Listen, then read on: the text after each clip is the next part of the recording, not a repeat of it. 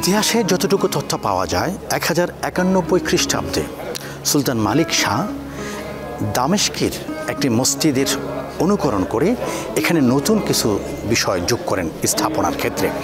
দর্শক, আমি আপনাদেরকে একটু দেখাতে চাই এই মসজিদের একটি অনন্য সৌন্দর্য। সেটি হলো মসজিদের নববীতে আমরা একটি বিষয় দেখি যে ইমাম যেখানে দাঁড়ান, মুয়াজ্জিন কিন্তু একটু দূরে দাঁড়ান। এটি হলো সিঁড়ি, যেটি দিয়ে আসলে মুয়াজ্জিন ওঠেন এবং তিনি কোথায় দাঁড়িয়ে তিনি আজান দেন, একামত দেন, এটি আমরা দেখব। মসজিদের একেবারে শেষ প্রান্তের জায়গাটিতে আমি একটু দেখাচ্ছি আপনাদেরকে।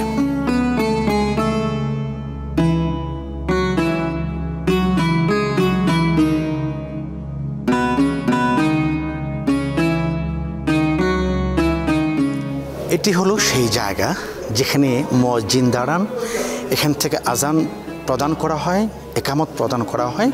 এবং খুব মজার একটি তথ্য হলো যে প্রত্যেক নামাজের পরে নবী করিম সাল্লাল্লাহু আলাইহি ওয়াসাল্লাম বেশ কিছু জিকির পড়তেন, যেটাকে আমরা আজকারুল মাসনুনা বাদে সালাতুল ফারিজা বলে থাকি। ফরজ নামাজের পরে নবীজির শেখানো দোয়াগুলো আমরা পড়ে থাকি। তুরস্কে এসে সবগুলি মসজিদে যে আয়োজনটি খুব চমৎকার দেখেছি, এখানে প্রত্যেক নামাজের পরে এই দোয়াগুলো খুব আয়োজনের সঙ্গে পাঠ করা হয়। নিঃসন্দেহে যেটি চমৎকার একটি উদ্যোগ।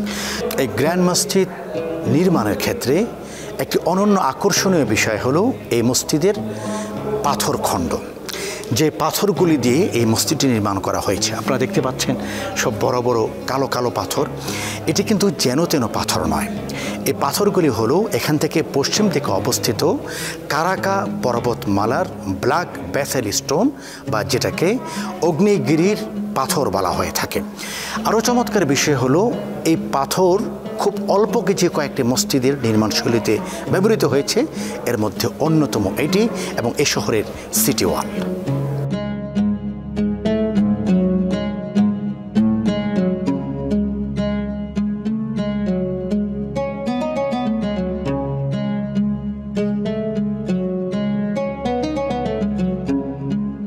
মসজিদের কোথাও কোথাও পাথরের গায়ে খোদাই করা এমন অনেক চমৎকার ক্যালিগ্রাফির দেখা মেলে।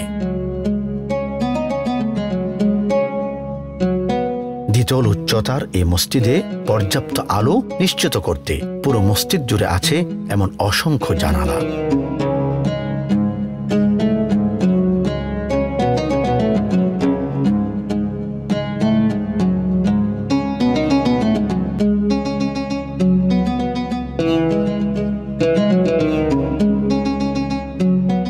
আয়তাকার এই মসজিদটির আঙিনাটি প্রায় 63 মিটার দীর্ঘ এবং প্রস্থে 30 মিটার।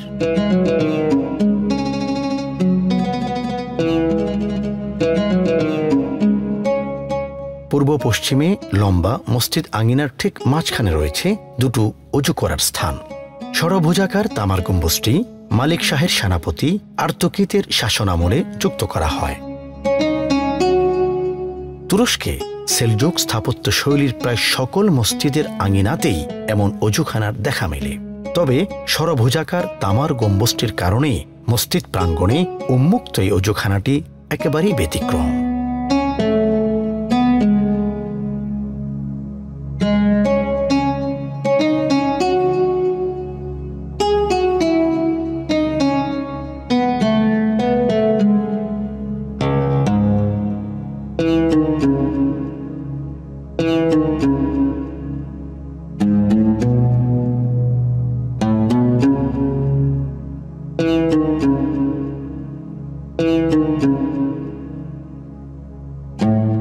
নবী করিম সাল্লাল্লাহু আলাইহি ওয়াসাল্লাম ওযু করার পর পানি পান করতেন। আর এই মসজিদের একটি অনন্য সৌন্দর্য হলো ওযুর পরে পানি পান করার চমৎকার একটি পাত্র এখানে রয়েছে। আমি আপনাদেরকে একটু দেখাই দর্শক। এই পাত্রটি দিয়ে এখানে সম্মানিত মুসল্লিরা ওযু করার পর পানি পান করেন এবং পানি পান করার পর আবার যথাস্থানে তারা রেখে দেন। এবং খুবই চমৎকার বিষয় হলো এখানে পানি অত্যন্ত শীতল, পান করার সঙ্গে সঙ্গে হৃদয় ঠান্ডা হয়ে যায়।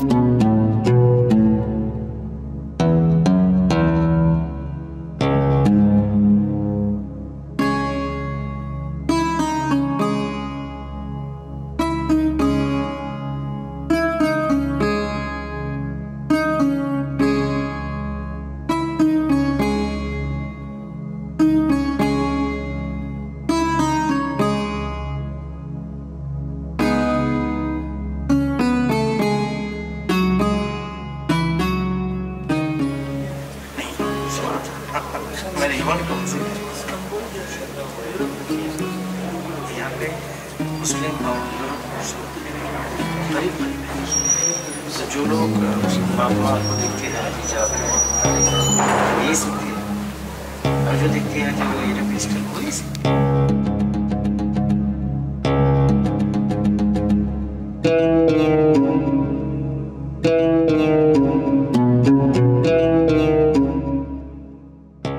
মূল ইবাদত কক্ষটি আঙিনার দক্ষিণ পাশে অবস্থিত।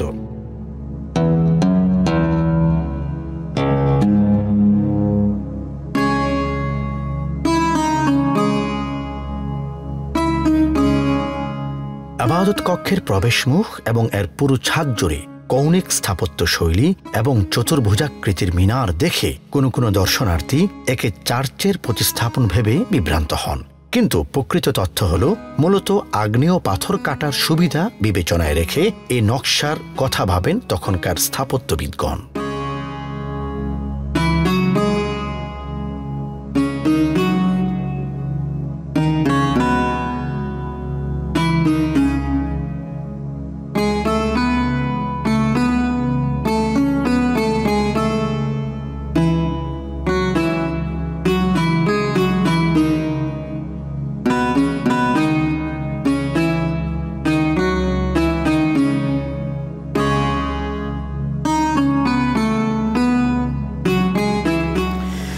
দিয়ারবাকারের সবচেয়ে বিখ্যাত জায়গা গ্র্যান্ড মসজিদ থেকে বিদায় নেবার পালা। প্রিয় দর্শক, আসুন যাবার আগে দেখে নেই 1300 বছর পুরনো কমপ্লেক্সটির কি কি আছে। আমার ডান পাশে দেখতে পাচ্ছেন মসজিদের মূল অংশ, যেটাতে এখনও পর্যন্ত নামাজ হয়, এবং তার পাশে রয়েছে একটি প্রাচীন অজুখানা এবং একটি নবনির্মিত অজুখানা। মাঝখানে একটি ফোয়ারার ব্যবস্থা আমরা দেখতে পাচ্ছি, এবং তার সর্বডানে রয়েছে মসজিদের প্রধান ফটক, অর্থাৎ এই কমপ্লেক্সে যে দিক থেকে প্রবেশ করতে হয়। দর্শক, একটু যদি দেখাই আপনাদেরকে, সেখানে রয়েছে একটি পুরনো স্থাপত্যশৈলী, এবং সর্বশেষ আপনাদেরকে যে জায়গাটি দেখাতে চাই, এটি হলো মহিলাদের নামাজ পড়ার জায়গা। এখনও পর্যন্ত নারীগণ যখন মসজিদে আসেন তারা এই অংশে নামাজ পড়েন। এই ছিল দিয়ারবাকারের সবচেয়ে বিখ্যাত একটি জায়গা, গ্র্যান্ড মস্কের আজকের সর্বশেষ অবস্থান, যেটি আমরা তুলে ধরলাম আপনাদের সামনে। যিনি তুরস্কে আসেন, তিনি যদি দিয়ারবাকারে না আসেন, আমি বলতে চাই আপনার ভ্রমণটি পরিপূর্ণ হলো না, আফসোস রয়ে যাবে। সুতরাং দিয়ারবাকারের আয়োজনটি আমাদের যাদের হৃদয়ে দাগ কেটেছে, আল্লাহ তাআলা সবাইকে এই জায়গায় অন্তত একবার আসার তৌফিক দান করেন। আমিন।